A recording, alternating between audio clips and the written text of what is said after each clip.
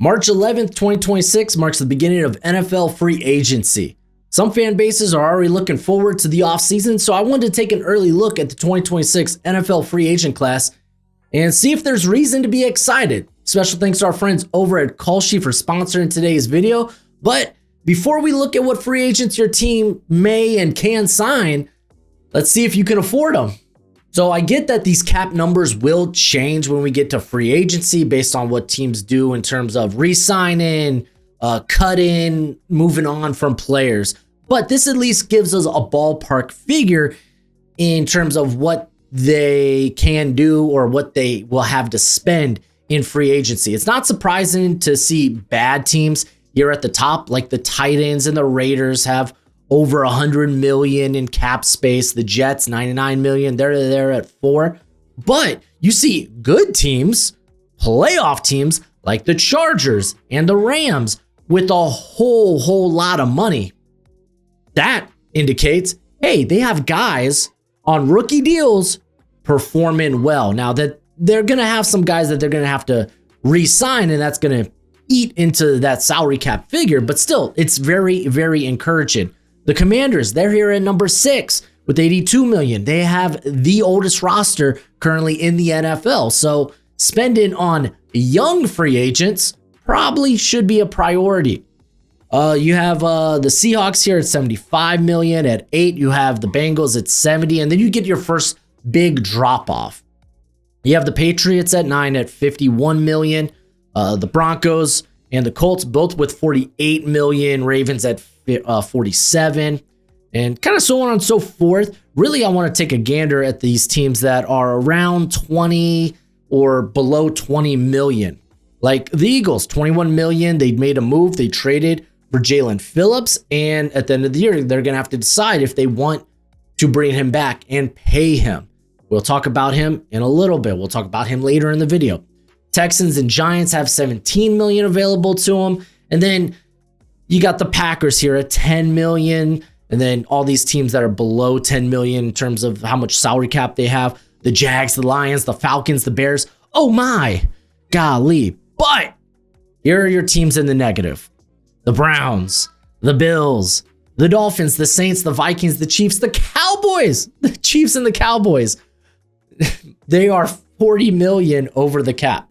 So they're going to have to figure out and find a way to wiggle some salary cap room. A team like the Dolphins, they could literally through 3 moves free up 54 million. So again, a lot of this can change. And what I mean is the Dolphins, you release Tyreek Hill, you put post June 1st cuts on guys like Bradley Chubb, Mika Fitzpatrick, and that frees up 54 million. So bam, through three moves, not only are you in the positive, but now you have about 40 some million available in cap space. So it's going to be interesting to see how some of this plays out. But let's go ahead. Let's take an actual gander. Let's take a look at this free agency class, starting at quarterback, of course. As your top 2 guys, the guys that I would consider starters, the only ones I would want to see as starters, it's Daniel Jones and Aaron Rodgers. Aaron Rodgers might retire after this year. He's talked about it. So maybe he's not even on this list when the time comes. Daniel Jones, I don't see him leaving Indianapolis after the start that they have had. So if you are a team looking for a quarterback, you're probably going to be doing that via the draft, or maybe you trade for a Kyler Murray. He's a name that's been floated around as someone that might leave the Cardinals, maybe taking a shot on a Anthony Richardson. Maybe you hope a guy gets released, but yeah, just the quarterback market, it's not looking promising if you're a team that needs a quarterback. You're probably looking to the draft, which the draft is a whole nother animal in itself. You're going to have a lot of guys returning. So many of these teams might be sitting there with their fingers crossed, hoping, okay, well, Fernando Mendoza, he's probably going to declare. Hopefully Ty Simpson or maybe a Dante Moore and such, a Lenore Sellers. Not all those guys are going to go back to school, right? Right? Looking at some of the young options, maybe you give a chance to maybe contend to be your starting quarterback. Trey Lance, you got Malik Willis, and then you have backup options. Joe Flacco is going to be hanging around, but he's over 40. But I mean, he's out there every week, every Sunday. It's like he's a dad playing in a turkey bowl. It's great. I love it. He's just slinging the ball around. It's awesome to watch. Marcus Mariota, we're getting a really good look at Marcus Mariota, so he could actually end up being an okay bridge option. Carson Beck, he's coming off the shoulder injury. He might be Dunzo Funzo. And then really, again, these are backup level players like Skylar Thompson, Gardner Minshew. I love Uncle Rico, but he's a backup level player. You got Mitch Trubisky, Sam Howell, Zach Wilson. There's a Russell Wilson out there. Maybe some team wants Mr. Unlimited. Tyrod Taylor, Kenny Pickett. So again, it's kind of doom and gloom in the quarterback free agency class, but that's not surprising. It's the most valuable position on an NFL roster, so no one's shocked about it. But let's take a look at running back, because I think this actually might be the best class. And I don't necessarily know who ends up re-signing, but it's a good-looking class. The Jets, they could have traded Breece Hall to the Chiefs. The Chiefs were offering a fourth. The Jets wanted a third. They couldn't come to terms. Does Breece Hall come back to New York? It's a big question. I really do think he ends up hitting free agency, a guy with a ton of talent. Kenneth Walker, someone who's kind of been lost in this committee with Zach Charbonnet, and Walker, honestly, pretty productive. And maybe some team with a better offensive line in terms of run blocking could look at Walker and be like, hey, if we could get him on fairly decent discount, he's not going to garner a lot of money, then yeah, let's go out and go get him. I love Javonte Williams. He's having a career year.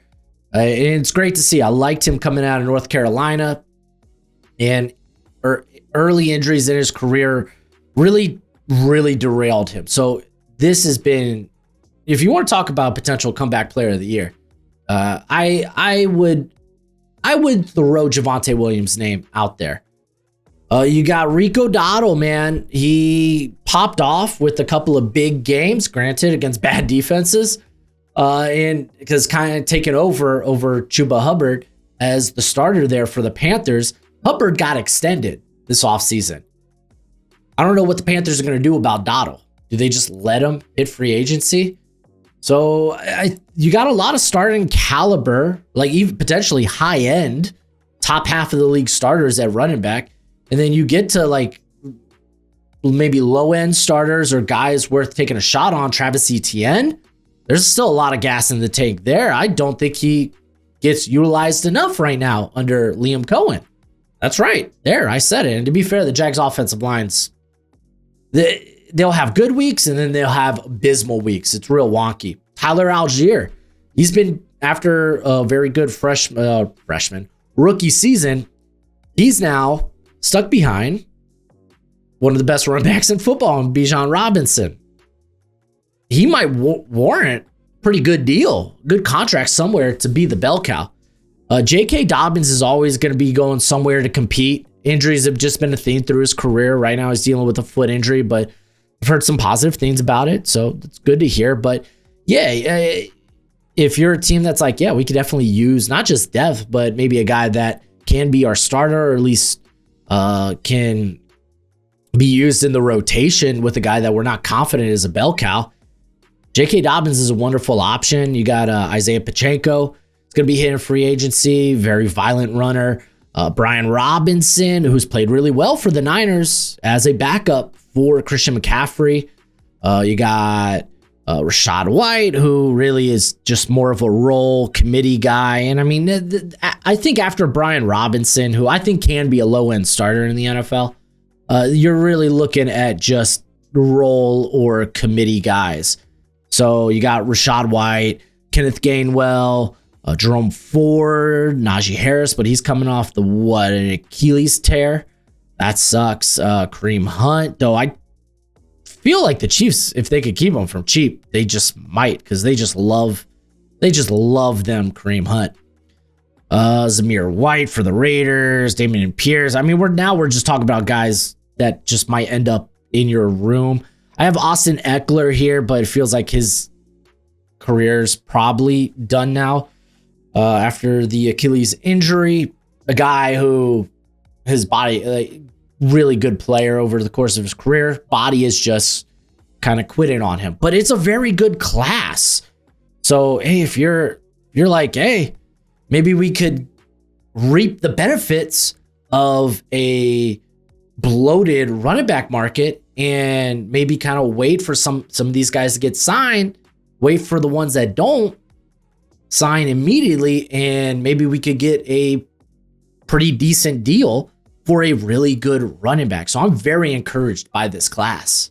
But before we talk about wide receiver, let's talk about Thursday Night Football. You got one of the hottest teams in the NFL in the Drake May-led New England Patriots taking on a team that's kind of hot in their own right. They're on a 2-game winning streak. The New York Jets. Here on Kolschi, 85% of people think the Patriots will win. 55% of people think the Patriots will cover 10.5. Right now, the market currently has the Patriots minus 12.5. But here on Kolschi, you're not playing against the house. You're trading against one another. It's an exchange. So if you want to be like, hey, you know what? I think the Patriots will not cover minus 10.5. I think the Jets will cover plus 10 or plus 10.5. I'll put $10 on that. Get you 22 back. But you know what? Let's look to the future. Let's look ahead. Let's look to the big game, because I can't say Super and Bowl here on YouTube because, the NFL hates me. So looking at the variety of different matchups they have currently, 83% have Baltimore against Green Bay. So, yeah, I don't know about that one. I like this one down here. I think I had, Buffalo and Detroit at the beginning of the year. I may have had Green Bay. So let's go to Buffalo, Green Bay. I think that was my prediction at the beginning of the year. Currently, you got 7% of people also like that. Let's put yes. I'm going to put $10 on that sucker. Gets me back 143 when it happens, because it will. I saw it. Saw it in a vision. Maybe I did. But let's be honest. Kansas City Chiefs. They're always in the Super Bowl. So, oh, crap, I said it. You know what? Maybe I'll just bleep it out. Regardless, Chiefs, Green Bay, they're at 9%. Let's say you think it's them, because Green Bay put on such a great performance the other day. $10 gets you 112 back. So they got really good odds here for you to take advantage of. They're very transparent with their pricing. They're legal in all 50 states. Good luck finding that at other places.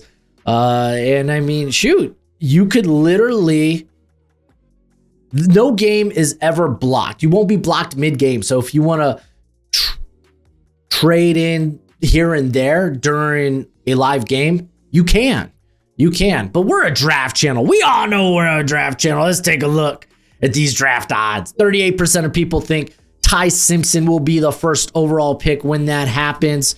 $10, bam, gets you 28. You got Fernando Mendoza here, which is probably who I would take.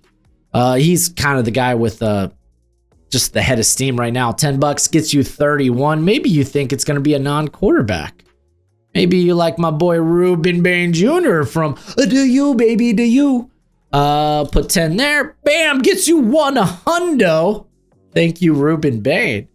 But Kolschi's really cool, man. Again, you're not betting against the house.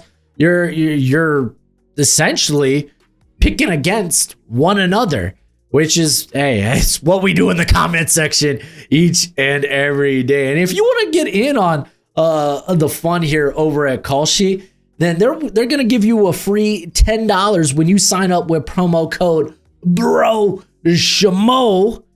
and you could trade $100 dues. So yeah, it's a really fun way to play, and it's not just football, right? They got all kinds of things. It's not just sports. You could do politics. You could do Grammys, Oscars. I don't know. I don't pay attention to that. Pop culture events. So you name it, you can play it. Don't let your memes be dreams. But speaking about memes, let's talk about the Cowboys because George Pickens, apparently they've been in talks. Can we keep George Pickens? Well, he is going to probably be the best wide receiver on the market in free agency. I really do believe that. And I mean, look at the other guys that are available. Rashid Shaheed, Jacoby Myers, Alec Pierce, Romeo Doubs. Yeah, no, George Pickens is going to be in very high demand if he hits free agency. And the Cowboys currently sitting there with negative $47 million in salary cap. They're going to have to move things around to get a deal done. I know there's some people out there that believes the salary cap is a myth. And to some extent, it kind of is. There are a lot of teams that like to kick that can down the road. But eventually you kick the can long enough, you end up paying for it. You end up having to pick it up, as we're seeing with the New Orleans Saints. But let's take a gander at the rest of this class here. Rashid Shaheed, he actually just recently got traded from the Saints to the Seahawks. If you're looking for maybe a mid to low level wide receiver too, or you just really need a vertical speedster, he's there. He's got you. Jacoby Myers, just a quality wide receiver that can do a lot of things well. He actually got traded from the Raiders to the Jags. Those are two guys I don't know if they even necessarily hit. Or if they necessarily get re-signed. They might just be one-year rentals for teams that are trying to make a push to the big game. Let's just say a push through the playoffs. Alec Pierce, man, he's having a good year. He really, really is. I don't want to say it's shocked me, but it shocked me to a kind of regard. Let's take a gander. I know he's gone off the last 2 games. Alec Pierce pulling this sucker up. Yeah, he had 4 receptions, 84 yards, and a touchdown against Atlanta, against Pittsburgh. Had 6 receptions for 115 yards. I mean, this is a dude that's built well, 6'3", 211, and is hella fast. And has got reliable hands. Hasn't dropped a ball all season. Currently 585 yards on the season. Oh, his first touchdown was last week too. Nice. So, low key could be actually a pretty darn good option to pick up in free agency. Romeo Doubs, you're always going to have the concerns with the concussions. He's just had quite a few over his career, but I think he's a solid wide receiver. If you're looking to add to your room, Juwan Jennings kind of in a similar boat. And then you got some old heads here. Deebo Samuel, who, has he lost a step? I'll let you answer that. Mike Evans, who's coming off the broken collarbone to enter free agency. Going to have his first season without 1,000 yards. Really sucks. Pour one out. But, I mean, you're not bringing those guys in to be your wide receiver 1, your wide receiver 2 even. They're more so going to kind of,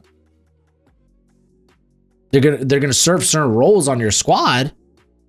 And they're going to enter the game as that wide receiver 3. I mean, sure, you can use them maybe in 2 tight end sets.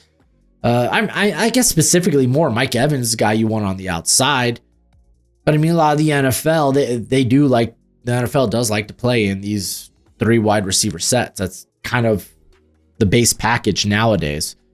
You got Hollywood Brown will be a free agent, kind of still producing okay.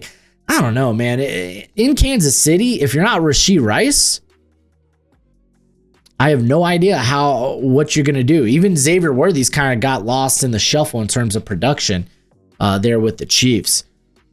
Keenan Allen will hit free agency. He will be 34, though. Wandale's going to be an interesting name if you're looking for a slot that can create after the catch, but also be a vertical speedster. That might be your cup of tea. Kendrick Bourne, more of a role player at this point of his career, more depth, more of a consistent target if you have one of your top guys go down. Kind of Juju Smith-Schuster's kind of in that same boat too. You got Tyquan Thornton, De'Ami Brown down here, who are good vertical threats. You got a couple of interesting slot options in Calvin Austin, Jahan Dotson. And I mean, just going down from there, it's not like there's not a lot of great names. Jalen Naylor might be a guy you move up. We're coming off a good game. Probably could be a quality wide receiver 3 anywhere. But yeah, I mean, there's really nothing getting there's really nothing there that's making you jump or skip for joy. Isn't Wandale coming off another like ACL injury? I said Rondale. But yeah, it's really George Pickens or bust if you're a team desperately in need for a potential high-end wide receiver 1. And that's not to say Pickens is, but he did step up when CD was banged up. Really, George Pickens is the only guy with that type of potential. But of course, there's going to be some guys added to this list. I brought up Tyreek Hill, but again, he's coming off the injuries. So will he or won't he retire? We'll see. But yeah, maybe there will be some names added to this when teams start to fill around with the salary cap and their roster. Tight end, though. If you need a tight end, I got some names for you. Look at these names. Kyle Pitts. I don't think he leaves Atlanta. Things have gone well this season for Pitts. They really have. Okay, listen. On a side note, everyone and their mom might be mad about Travis Kelce here at 9, especially if you're a Chiefs fan. He's going to be going into his age 37 season. I should have mentioned that earlier at the beginning. These are the ages they would be entering next season. I think he's probably retiring. He's not going anywhere else. He's going to die a Chief. That's just how it's going to happen. I honestly think he probably retires. But that's why he's a bit lower on my list here. But Dallas Goedert, he's got some juice when he's not hurt, and he hasn't been banged up this year. David Njoku. Hey, man, these are quality starters. Even Isaiah Likely, who I do think comes back. I really think that the Ravens, because they're going to have to choose, okay, do we bring back Mark Andrews, who, hey, I mean, Baltimore loves Mark Andrews. Or do we go with Isaiah Likely, who, hey, we like what he can do. He's got a lot of upside to him. I think they probably go with Likely. So I think we're going to see maybe Mark Andrews in free agency. Man, maybe they retain both. You never know. Cade Otton, man, he is, when injuries have hit that wide receiver group for the Bucs, he has stepped up. I feel like I'm sleeping too much on Cade Otton. I really am. Needs to work on being a blocker, but it is what it is. Yeah, you got Chig Okonkwo. There's a lot of quality names here. Even Darren Waller, who, okay, well, maybe he gets busted up. He's got a bad hip. But when he was on the field, hey, if he could come out, be like a tight end 2 for us in certain packages and just be a good wide receiver or a good pass catching option, I think you're okay with that. You also got another old head here in Zach Ertz, who will be hitting free agency. But even then, even some of these, like, I guess you would call them tight end 2 options, aren't bad options. If you don't have a sure tight end 1, which feels like there's so many good tight ends in the NFL now. But Noah Fant, Tyler Conklin, those are 2 guys I think can step up and be tight end 1s if injury hits. Adam Troutman, good depth guy. Austin Hooper. Past that, I mean, there's names.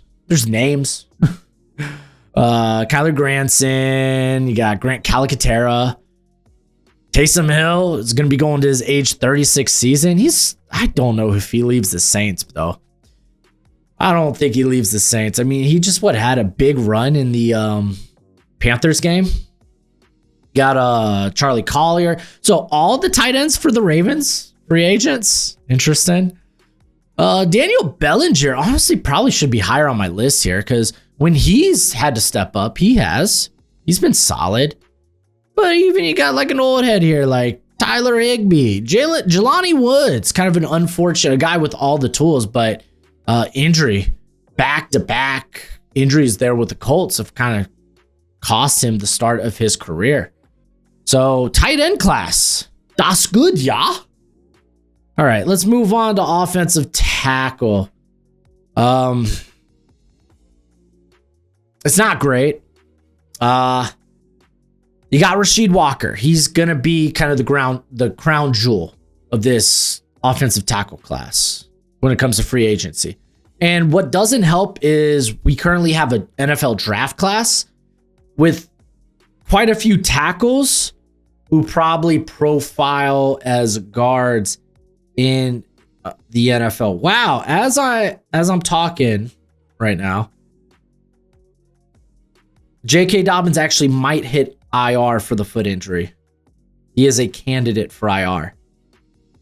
So, I was just talking about how he was getting there was positive news about his foot. Maybe the positive news is he's not out for the season. All right, but Rasheed Walker really is the guy here if you are looking for a starter there at left tackle, because there's so many questions with everyone else. There really, really is. And I mean, tackle is just, it's a position that you're not going to see hit free agency. If you could find a quality tackle, then you're like, okay, well, screw it. No, you're our guy. We're going to re-sign you. That's typically what happens. The Packers did re-sign Zach Tom already. So Rasheed Walker realistically could hit free agency. He's a solid option. He really is. Braxton Jones, dude got benched. I think over the course of his career with the Bears, he's been all right. I think if you're looking for a low-end starter, if you can go out there and be like our third or fourth best offensive lineman, we're probably in good shape. He's got really good length. I think he's got like 36-inch arms. Maybe I'm making that up, but it feels like it's true. Braxton Jones arm.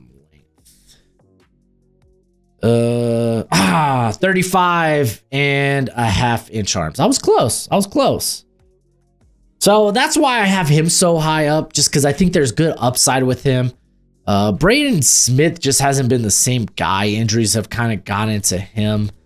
You look at that Colts offensive line, and it really does feel like, while it's been really good, I don't want to crap on Braden Smith, because Braden Smith has been solid. But it does kind of feel like he might be the weakest part of that offensive line. It's kind of where I'm at with it. Yeah, that's kind of how I'm feeling. I mean, I'm a big mark for Bernard Ryman. Tanner Bordellini's been playing really well at center. Matt Claves, I always mispronounce his name, sorry. He's been playing really good at right guard. Quinn Nelson has been doing him. It's like Braden Smith is like, you're kind of the odd guy out. And he's still playing solid. I think you could get him and have him be a low-end starter. Same thing with Jermaine Illuminor. He never gets enough love. I love Illuminor. If I could just throw him in, be like, okay, until we actually figure out a long-term answer at tackle, will you come and be our tackle? He could even play guard for you. Rob Havenstein, he's only lower on my list just because he's going to be entering his age 34 season. Fun fact, since he's returned from injury, let me pull this sucker up. He has been, I think, mighty good. Yeah, he has been pretty solid. Okay, to be fair, the teams he's faced, Saints might have one of the worst pressure rates in the NFL. And then the Niners, they're missing Nick Bosa and first-round pick Mikael Williams. So, in hindsight, maybe he hasn't been all that impressive. Maybe it's just matchup-wise. After that, you might have patches. And by patches, I mean guys you could throw in there, but they're by no means a true answer. So Cam Robinson, Jonah Williams, Conklin, I think, has void years now, so he does hit free agency. Those are just patch options. And then there's a bunch of backups. I love Kendall Lamb. He's always, as long as he's in the NFL, I don't care if he's 70. He will be like my top backup option. He's always been very good for us. Is he actually back with the Dolphins? Did the Dolphins trade back for him, right? I think something like that. Fred Johnson, Pipkins, honestly, he hasn't been that terrible as a backup. I used to hate on him all the time. I think the last couple of years, he's kind of been solid. There's Andrew Wiley, Trent Brown. Again, not great options. Surprisingly, I think Joe Noteboom has had to step up and been all right, but I think that's been a guard, right? Maybe I'm just misremembering. Oh, Gojo banging on the door trying to get in. No, it's been a left tackle. Ooh. He had a good game against Miami, I'll just say that. Rough games against the Texans and the Rams. Woof. I mean, those are two deathly scary pass rushes. But yeah, guys, it's not a great tackle class. It's just not. And you look to the NFL draft. Let me let Goj in real quick. You look to the NFL draft, and it might really push guys up the board that have enough length and size to play tackle. But again, Francis Mauigoa, he's going to probably have sub 33-inch arms. Spencer Fano is going to have sub 33-inch arms. Carter Smith is going to have sub 33-inch arms. The NFL is going to look at those guys like guards. So it's just not a great place to be. Let's talk guard. There's a little more, I would say, excitement. You got Elijah Vera Tucker. He is coming off, what was it, a torn tricep. But when he has played, he has been very good. He has tackle flexibility, which could shoot up his price. So, I think he is easily the top guard in this free agent class coming up. Isaac Simalu, he's always just been solid. Can't hate on him. Solid starter. But yeah, I mean, a couple of these guys are up there in years. Wyatt Teller, Joel Bitonio. I have a hard time believing Bitonio will be anything but a Cleveland Brown. So maybe he retires, maybe he returns. We'll see. David Edwards has had a solid year, and I think probably goes back to the Bills for a good price. Then you get into some of these lower end options. Josh Simpson, who's relatively okay. You got Kevin Zeitler, who not a long-term answer, but someone you could just throw in there and hope for the best. I have him as a Lion. What am I doing? He's a Tennessee Titan. Oh, that's embarrassing. Here. Where can I find a Titan? There we go. Copy paste. Lions wish they still had Kevin Zeitler. I wish the Dolphins had Kevin Zeitler. If you didn't know, I'm a Dolphins fan. Fins up, baby. Fins up. We suck. Tevin Jenkins. He's right now serving as a backup for the Browns. He's on 1-year deal. I think he could be a starter somewhere. Zion Johnson might honestly, if you sign him, I think you move him to center. He just hasn't been that good at guard in the NFL. And I remember him coming out of Boston College. You thought he was probably one of the safest prospects. Just like, oh, he's going to be just a good NFL starter. He's been average to below average. Ed Ingram has kind of revitalized his career. Hello with the Houston Texans. He's been actually pretty solid this year. So now, again, it's always sus when a guy performs in a contract year. So just going to throw that out there. Daniel Faalele. I think Brady Christensen's coming off injury, right? Didn't he go down with a season-ending injury?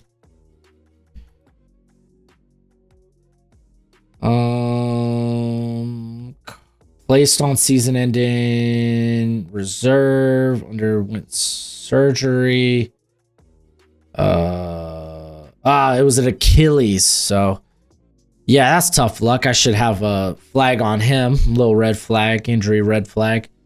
Ben Barch has been on IR for much of the year, much like everyone else on the 49ers.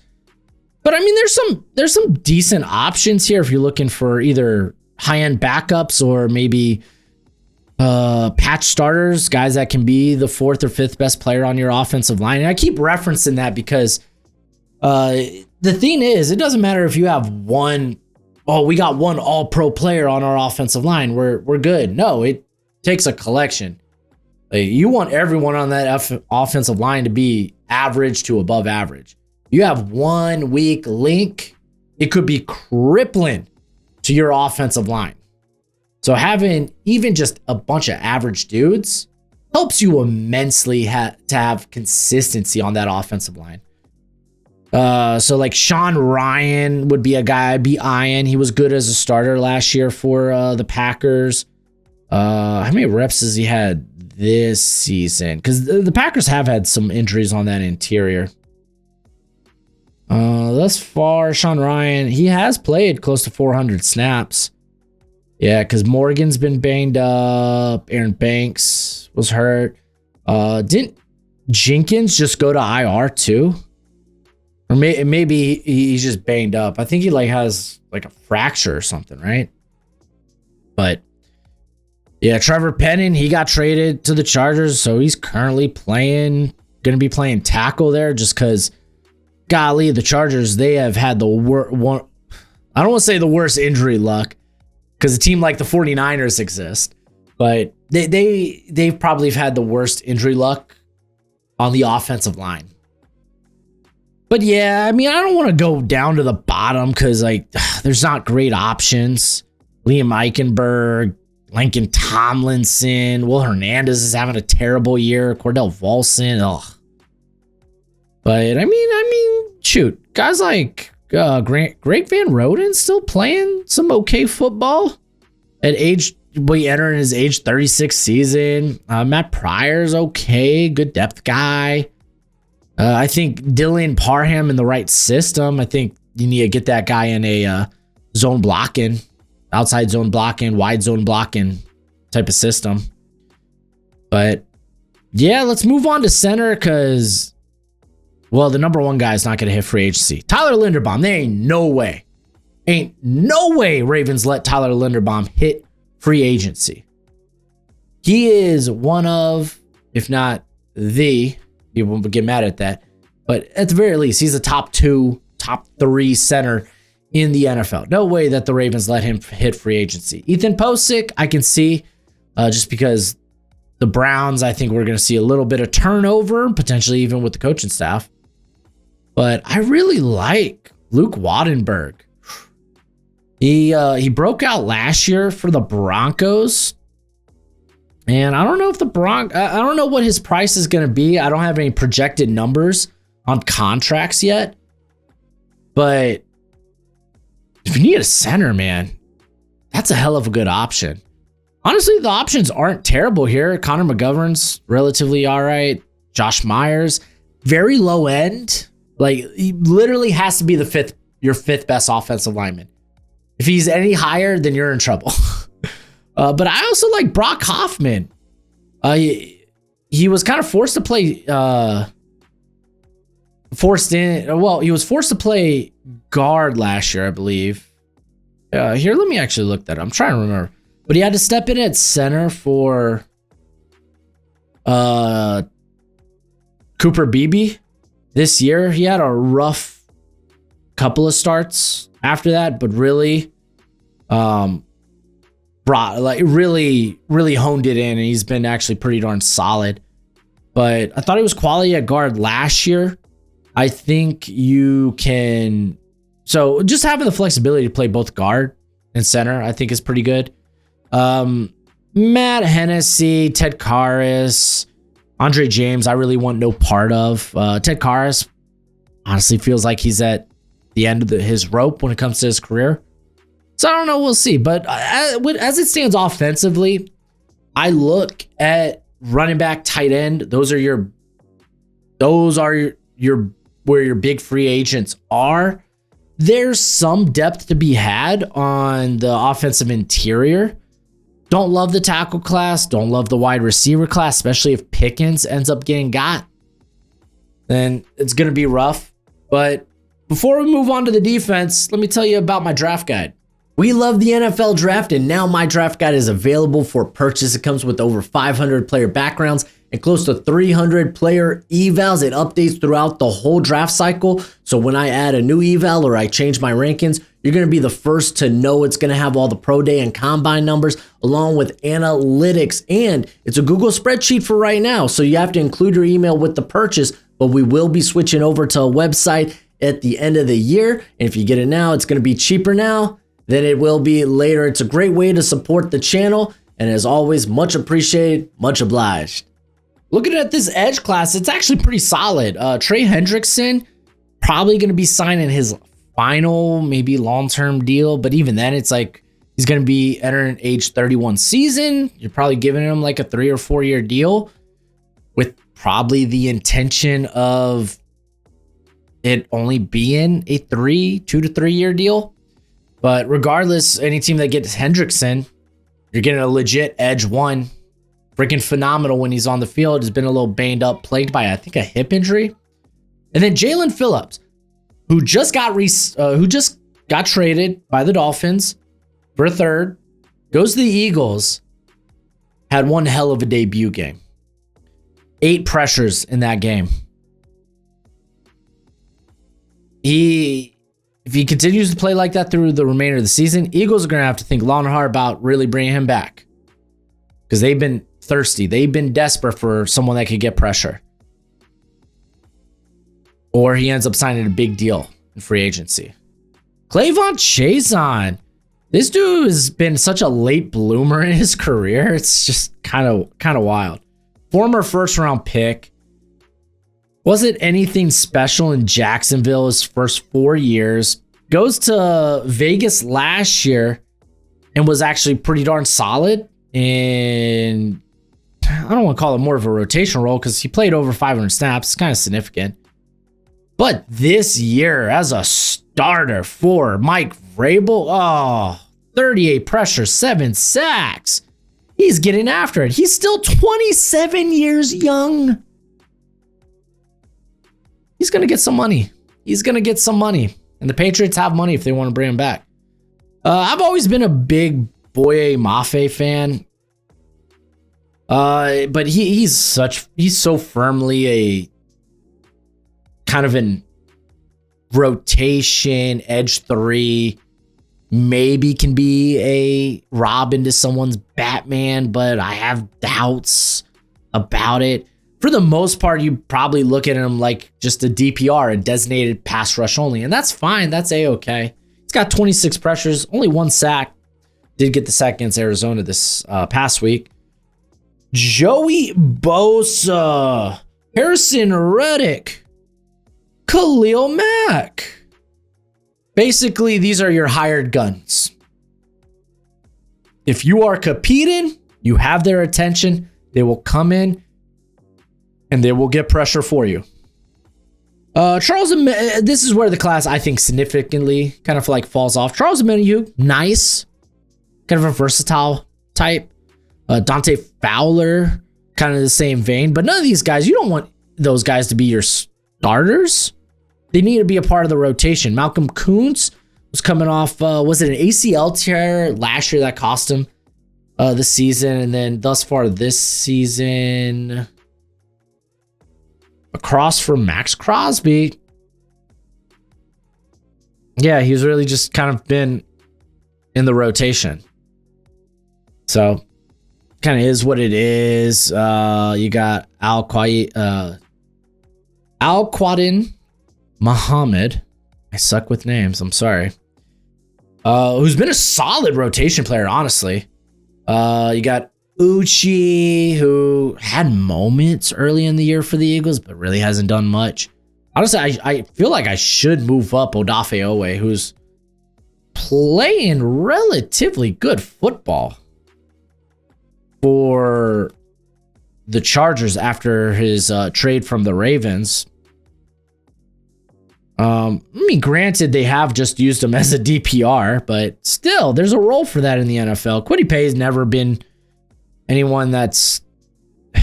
He's firmly a rotation player. I don't want to be too negative. He's firmly a rotation player, and that's kind of what you're seeing at here. AJ Epinesa, kind of firmly a rotation guy that can be an early down player.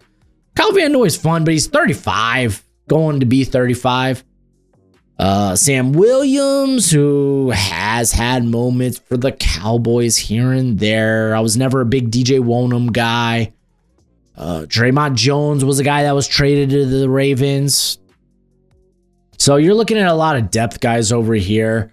I would love to see the team that takes another shot. Marcus Davenport, it's just, dude, injuries, when he's on the field, he is good. It's just when he is on the field is too it's just not a lot. It's injuries suck, man. They do. Kingsley Enagbare, ooh, I still think he's a rotation guy. I don't think he's a starter, but he can really flourish in a rotation. When he's on the field, he gets after it. But yeah, I mean, we're not looking at like anything crazy in this class. If there's a name that sticks out to you, you're like, ooh, go for it, I guess. Go for it, I suppose. But really, I think these would be the names I would prioritize. And then if you are a championship contending team, they're your hired guns. Moving on to the defensive interior, defensive tackle. Devontae Wyatt has kind of had a breakout year for the Packers. Again, it's in a contract year. I don't love that that's a thing, but it is. To be fair, he was all right last year. But yeah, no, he's actually slowed down considerably the last couple of games. Huh, interesting. But yeah, I would put him there just because, you know, he's on the right side of 30. Can be a starter in the NFL. John Franklin Myers is just always good. Doesn't matter where he's at. So if you're a championship competing team, you're looking for a starter, there's a guy. You got a mercenary here in my boy DJ Reader. I love Travis Jones. I'm curious if the Ravens can't bring back everybody, right? So I could see him hitting free agency, though he's been very good the last couple of weeks. And keep in mind, this is kind of like the second consecutive year that they've had to do it without Matabuke. I'm right. Who Matabuke out with season-ending injury, only played 100 snaps this year. Did he get? Was it last? No, I guess he didn't get banged up last year. Maybe it was somewhere down the stretch. I don't recall, but yeah, I mean that really sucks. So Travis Jones having to step up and kind of do it on his own, and I think he's been reasonably all right in that. I mean, he actually leads the Ravens in pressures. Just kind of a wild thought. Just kind of is. Then you got some names here like Tyre Tart, who's actually playing good football for the Chargers. Levi Onwuzurike is coming off injury. He has yet to return, I believe. Let me just confirm. Oh, is he even coming back this year, actually? Did he get hurt in the offseason? No, yeah, he's out for this season. I wonder... Yeah, does he probably just come back on another one-year deal? Because they kind of did that with Marcus Davenport, I imagine. You got some old heads here, but I like me some good old heads. You got Daquan Jones, still playing solid football, but he's a rotation player. Calais Campbell has never been bad in his life. Dude's going to be going to his age 40 season, though. That's nuts. But yeah, then we're just talking depth. I mean... You could just name a guy like, Larry Ogunjobi. David Onyemata kind of having a down season. Roy Lopez, Jordan Elliott. Like, there's just a host of names here.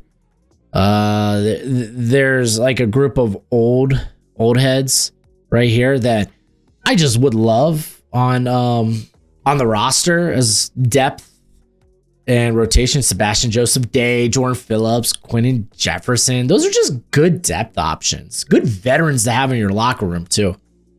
Let's move on to linebacker. It's a good linebacker class. I don't know if these guys hit free agency. Devin Lloyd, having a really good season. Leo Chenal. I love Leo Chenal. He deserves more snaps. Kind of where I'm at. He was my linebacker 1 entering his draft class. And I'm just saying, he has not disappointed. He's still going to be entering his age 26 season. He is going to be a young. What's the snap count this year? Okay, he's like 10th on the Chiefs in snaps, but still, I wish he was getting more. I wish he was getting true tranquil snaps, but it is what it is. Chenal, he's going to find a good home somewhere. Nate Landman, have yourself a freaking year. Nate Landman's been such a fun story. He steps up for the Falcons last year because of injury. Has a really good season. I'm like, okay, I was never a big Nate Landman guy when he was coming out. I thought he was just your old school thumper who's going to be a good special teamer. Well, he's a bit all that and more, because he has had a phenomenal season.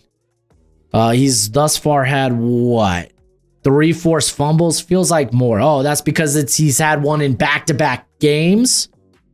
Golly gee, and it's not like he's going to do anything for you crazy in coverage, but he's such a sure tackler. Yeah, the last 2 years, he's been pretty good for the Falcons. I'm surprised the Falcons didn't bring him back. And now playing for nickels and dimes for the stinking Rams and having a great year. Someone get this man a long-term contract. You got Micah Fadden, Caden Ellis, kind of some niche guys here. Quincy Williams was supposed to be benched. Was he actually benched? Because I'm pretty sure he actually played a considerable amount of snaps this past weekend.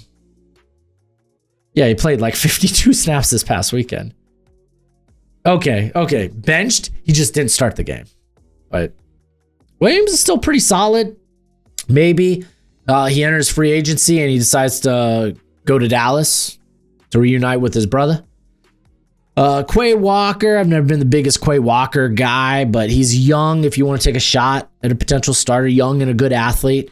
You got your old heads here, and I like my consistent, reliable old heads, and that's what you have here. And guys like Bobby Wagner, Demario Davis, Levante David. Now they are all starting to slow down considerably. I do want to make that known. Like, if you haven't noticed it recently, they have, but I still think they're probably better than a lot of starters in the NFL. They're just that good. They're timeless. Devin Bush, low-key, has been having a good year, I believe. So maybe a guy that's on the right side of 30 probably warrants a shot. Yeah, he's been solid for the Browns this year. Let me let Gojo out.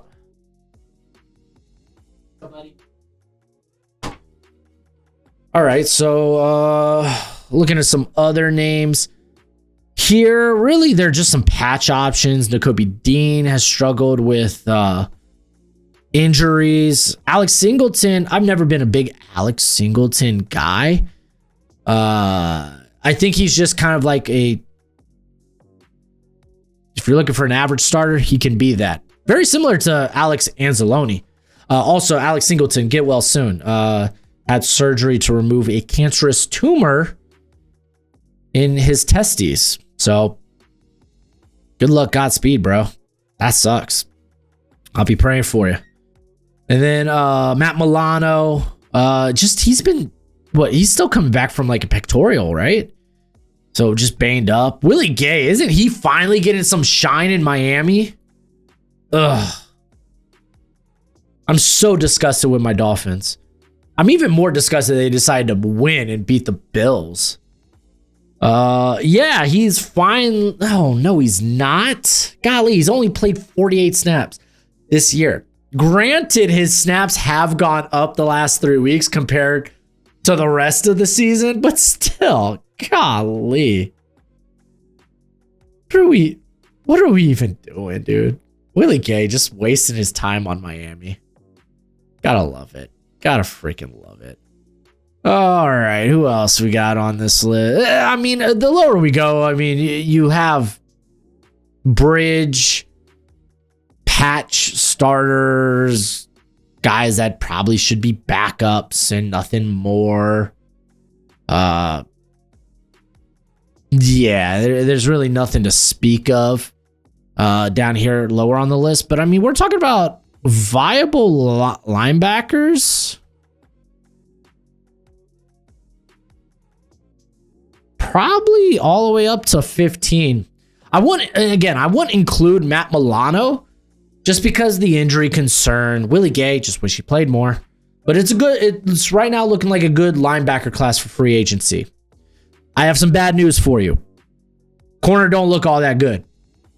Corner don't look all that good. Matter of fact, some would say it actually looks quite bad. All right, so I think you got, I want to say 4 guys, but Roger McCreary has not played a snap, I believe, for the Rams as of right now. Let me just confirm. I can confirm, has not played a snap yet for the Rams. I have to look if that's injury or is Emmanuel Forbes just playing that good? Emmanuel Forbes is having an okay year. Let's calm down. But yeah, I mean, he's been like, I don't know if did the Rams pick him up for depth? Because McCreary has mainly been a slot his whole career. He dabbled a little bit on the outside during his rookie season, part of his sophomore year. But since then, he's been a slot guy. I'm sorry if you didn't know, now you know. When it comes to the slot, the Rams are booked. With Quinnen freaking Lake, who's amazing, and we'll talk about when we get to safety. And Cam Curl, who's also really good in his own right. We'll talk about it when we get to safety. Yeah, there's no room for McCreary unless you're going to play him on the outside. And I suppose that perhaps he's just getting, like, the Rams rather go with Kobe Durant, Emmanuel Forbes. I think eventually they get Kilo Witherspoon back. Yeah, well, okay, they get him back at the end of the year. But, I mean, that's going to be during the final stretch of the season to decide seeding and then into the playoffs. So, yeah, I'm kind of curious about McCreary's role. That's why I got him F4. But I look at these 3. Cordero Flott having a really good year, despite the New York Giants defense having its on days and having its off days. And a lot of people contribute that to the play calling, and I'll blame them. I really don't. Flott, he's going to hover around 175, 180. So he's not going to be built for every scheme. But still, he's young. He's been playing good football. I am the biggest Jameel Dean mark in the world. I love Jameel Dean. I'm not blinded by my love. I get it. Hey, he's great when healthy. That's just kind of the thing. He misses time here and there. But he hasn't allowed a touchdown this season. He's been very good for the Bucs. They restructured his deal, so he is a free agent after this season. And then, yeah, let's talk about Jalen freaking Watson. Out there being a baller. I think he's played on 95% of the Chiefs' snaps. Yeah, he has 489 snaps to his name. Dude is out here just playing good football. He's allowed a completion rate of 62.1%, which honestly not terrible when you consider he's playing a lot of man coverage. And also when you consider he has only been targeted 29 times. Trent McDuffie has been targeted more. You got Kamari Connor, who's playing a lot in the slot. He has been targeted more. Which, I mean, that kind of comes with the territory when you play in the slot. You could say the same thing about McDuffie. He does play a little bit in the slot as well.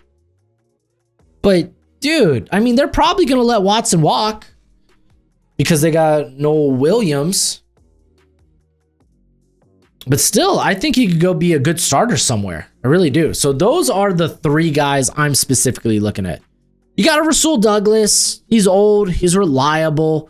I probably would rather him have to compete to be a starting outside corner, specifically my corner 2. I already have the guy on the guy on the top of my depth chart. I'd rather Rasul Douglas come in and compete for that number 2 spot. Eric Stokes. I'd rather get a dog, actually. Here, we're going to move him up right now. I'd rather get a dog here in Amik Robertson. I do love me Amik Robertson. I really, really do. And that's not to throw shade at Eric Stokes. He's had a relatively okay year.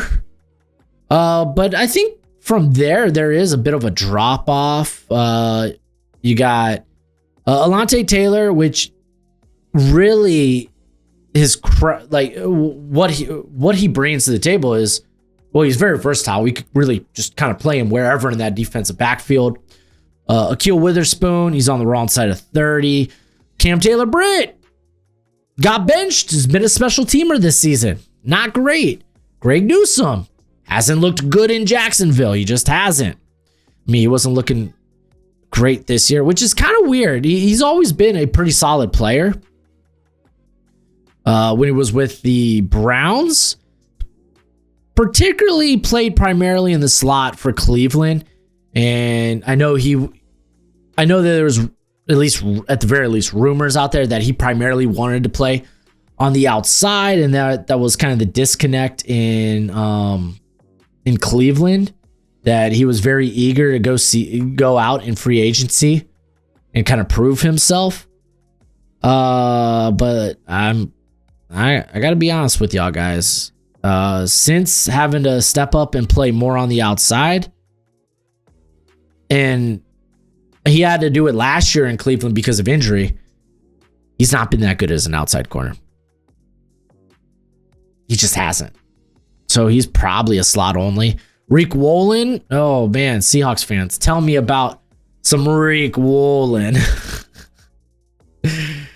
I legit, I think there's some team that might play a lot of press out there that is willing to give a shot to Rick Woolen because they're like, you know what?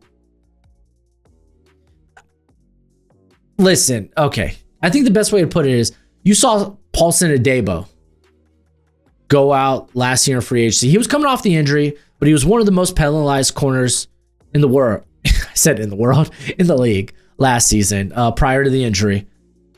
But you saw the ball skills. He was feisty. He was really good in press man coverage.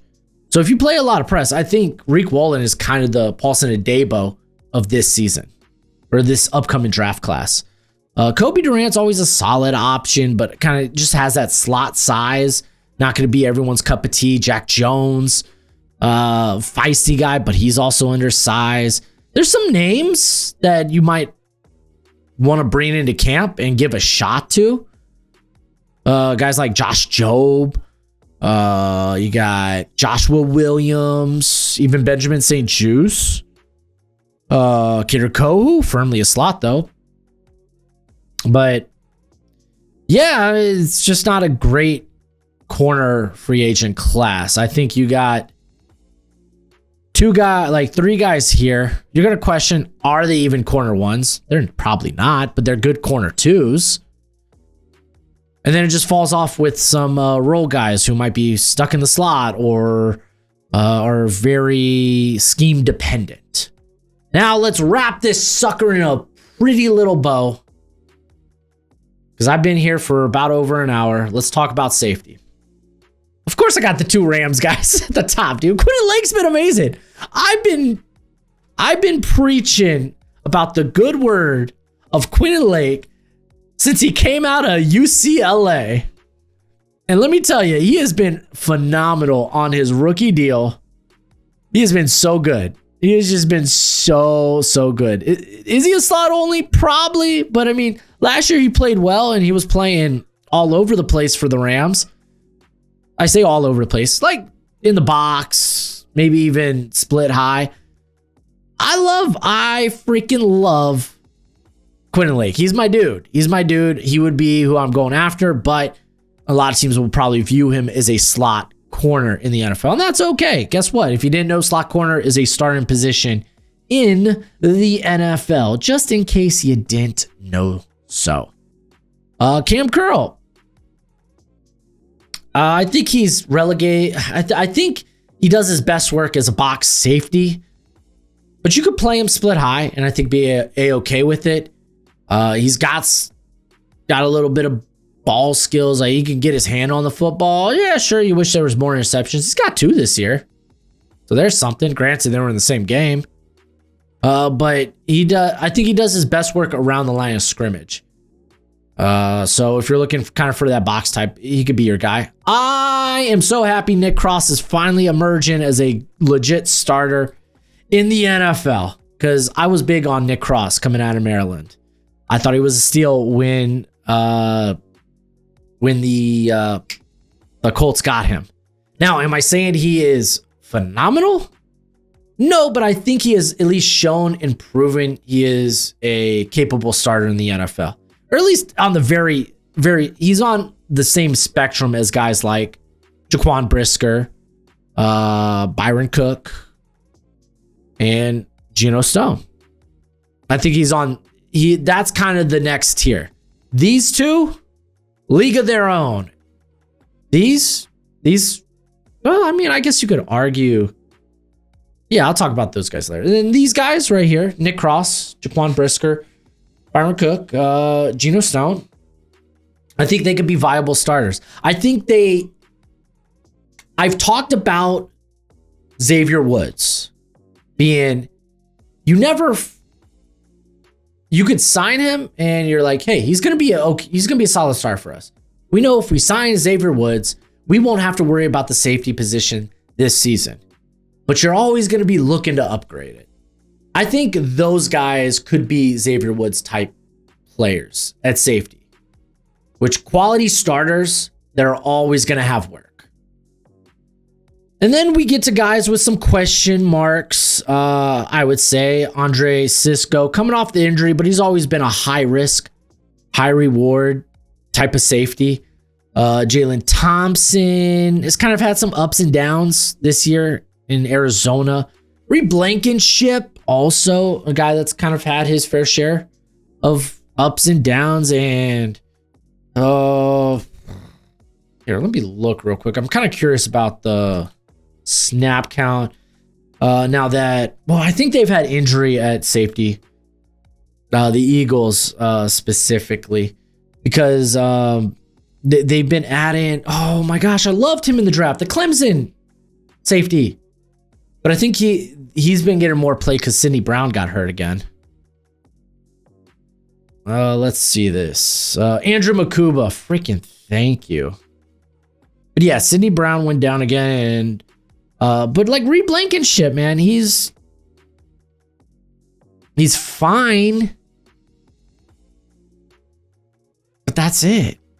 It's not like, I don't think he is uberly athletic. I think he's just a high effort dude that'll get after it. And honestly, that's all you can ask for. Alohi Gilman, I think he's a really good box safety. Donovan Wilson, solid box safety. Kobe Bryant. Actually, I'm not aware how Kobe Bryant has been playing this year. If you don't recall, he was a former corner from Cincinnati when he was drafted. Made the transition to safety, I think, a year or so ago. Okay, Kobe Bryant's played a lot this year. Okay, nice. Yeah, they've had injuries all in that secondary. I mean, they've had Devon Witherspoon down for a long time. Nick Manuari was banged up for a couple of games. Julian Love has been banged up for a minute too. Okay, so he's been all right. He's been solid. Yeah, solid safety. Darius Washington, Julian Blackman, who is missing the season with injury, and then Nick Scott. I mean, we're talking very low end starter there.